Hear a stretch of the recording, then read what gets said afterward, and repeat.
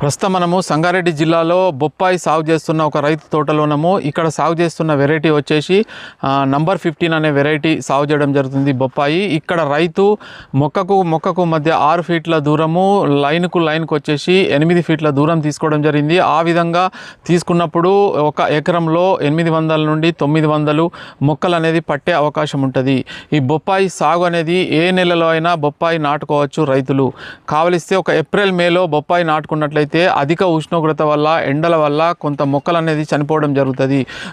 ఉదాహరణకు ఒక 800-900 మొక్కలు మనం నాటుకున్నట్లయితే అందులో ఒక 300 మొక్కలు చనిపోయే అవకాశం ఉంటుంది. కాబట్టి ఏప్రిల్ మేలో తప్పించి ఏ టైంలో వేసుకున్నా 100%గా మీకు బొప్పాయి అనేది సక్సెస్ఫుల్గా మీరు నాటుకోవచ్చు, ఇబ్బంది లేదు.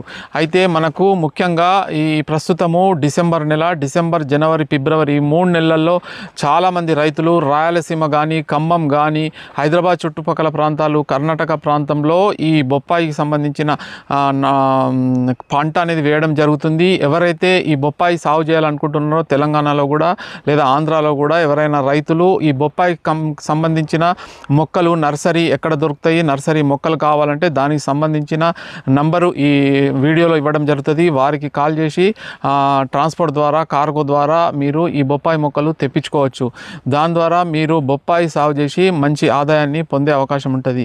సో ఎవరికైనా రైతులకు బొప్పాయి పంట గురించి పూర్తి వివరాలు కావాలంటే మన దగ్గర వీడియో ఉంది. లేదు రైతుతో ఇంటర్వ్యూ చేయడం జరిగింది. లేదు పర్సనల్గా మీరు ఒక పూర్తిగా బొప్పాయి సాగు స్టార్టింగ్ నుండి ఎండింగ్ వరకు ఒక వీడియో చేయండి అని ఎవరైనా కామెంట్ పెట్టినట్లయితే కంపల్సరిగా దీన్ని పూర్తి వివరాలతో ఒక వీడియో చేయడానికి ప్రయత్నం చేస్తా.